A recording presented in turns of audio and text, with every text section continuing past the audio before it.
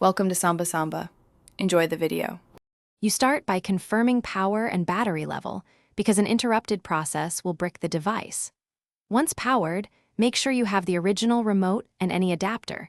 Replacements can block authorization. Now press and hold the device-specific boot key sequence to force recovery mode.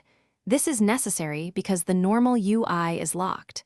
Make sure to watch the screen prompts and keep the remote steady. This initial boot sequence hands you control away from the locked state so you can apply the fix.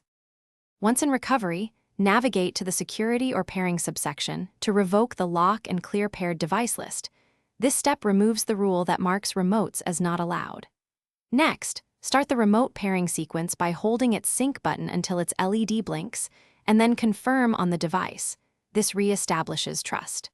If pairing fails, load a clean config or firmware from USB or the companion app. Doing so refreshes authorization tables and prevents the lock state rule from reapplying.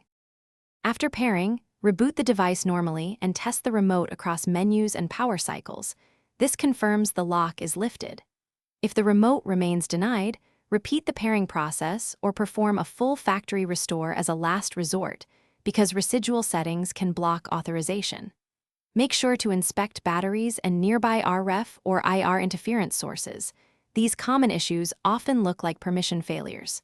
If problems persist, document steps tried and contact support with logs or exact error messages for targeted assistance. Thanks for watching. Consider subscribing if we helped you.